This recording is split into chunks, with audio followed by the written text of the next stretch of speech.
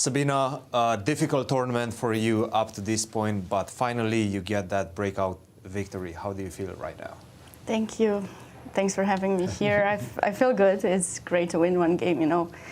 It's yesterday's been a tough day for me, realizing what happened to Elshan, and I just couldn't play. And then I saw so much. I felt like it was hatred coming towards him, and I'm quite emotional as a person, so and I did posted something about. I did on Instagram. Well. Tell us about that.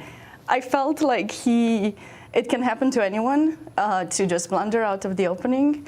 And I just felt really bad because, you know, it happened to him. And of course, you know, we're so close. And I was just, you know, very mad at everyone.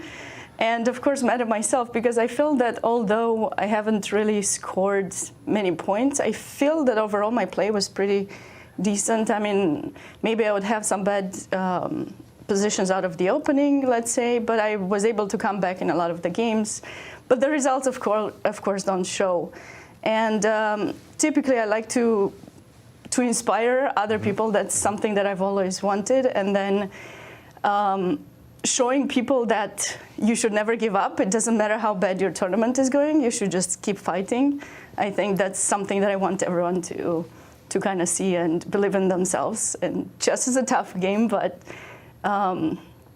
you should never give up. You should always fight. So. And I think you also mentioned this on one of your posts on social media, and you mentioned your sponsor as well for this tournament. Would you like to give a shout out to your sponsor? Thanks for that. Yeah. So I think it's really nice when you have students that care about you, not just, they don't just take lessons with you because you know, they like you or they think you can help them, but they also are inspired by you. And Steve is actually one of Elshan's students, and he was very nice to support us during this tournament. So I'm just very thankful for him. I've been wearing all the gear. I actually have it underneath this shirt. We've seen it, yes, yeah. We've seen it. Take us through today's game, because it was indeed a very tense battle, it seemed like. Yeah, so it was a last-minute decision, actually. I wasn't sure what she would play. I know she's your student, so I know you sometimes play the Grunfeld. And I was like, okay, maybe she will play this, but in the tournament she didn't really play it. And then literally last minute, I remember that I played some H4 in a game 3-4 years ago. Was this before the round? Or before, of course, before the round. Yeah. I looked a little bit and I was like, okay, what do I do? And I actually had no idea what I would go for. And then I was like, okay, let's just go H4 and see what happens. H5 I don't think is the best. I don't think it's the very good choice. No, it's a terrible move. I will have to speak with you after this game. What is this move H5? But of course, the position, whatever you play, even H5 is not like losing. Yeah, of course. That nature. I mean, the idea is to kind of try to drag the knight away, taking G6, but White doesn't really have any attack. So I was happy when she played H5, and you know, I have the tendency sometimes when I don't have a good tournament to just start throwing my pieces out. And I told myself, I will not do that. So I try to play as positional as possible, just develop my pieces. I think, I missed this idea with A4 of hers. I thought I would have Queen B3 and I would be fine. And then she played A4 and B4 I could have played. Or B3. Yeah, B3, yeah. Also makes a lot of sense. So here I was trying to find a way to improve the position because I think White is a little bit better with the center, and Black is struggling to play C5 or E5, and that's usually what you want to do.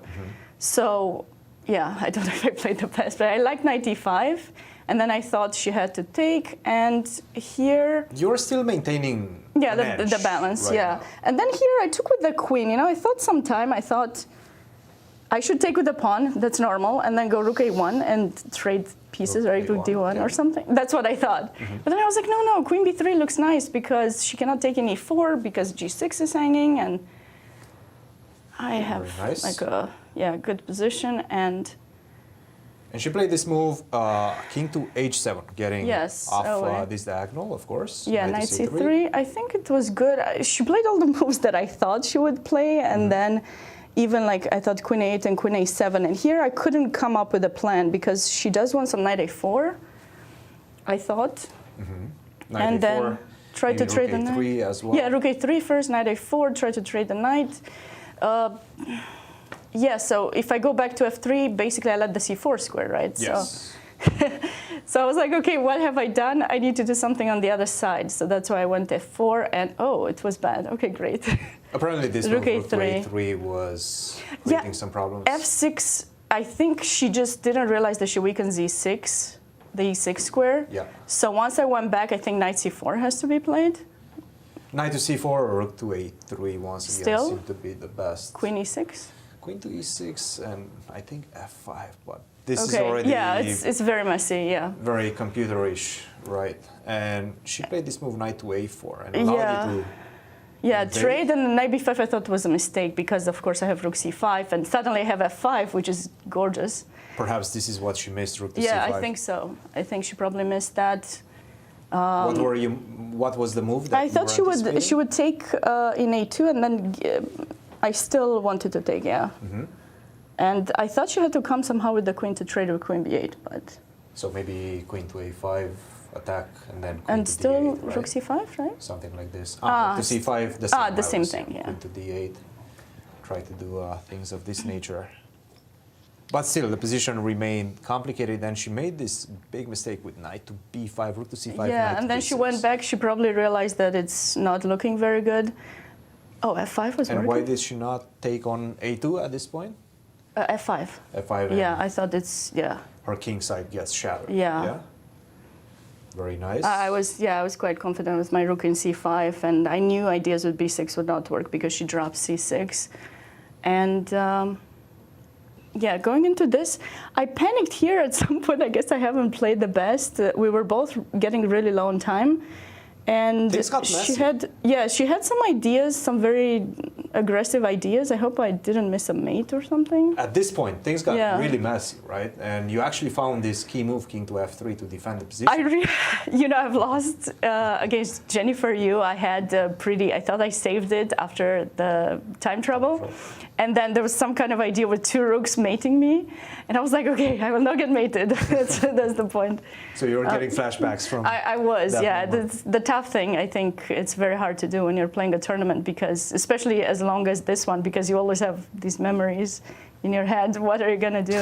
And yeah, so. But she played this move, knight to h4. Yeah, I and thought after that, it's just should be totally lost. Managed to pin the knight and convert it nicely. Yeah. Sabina, congratulations. Big victory for you.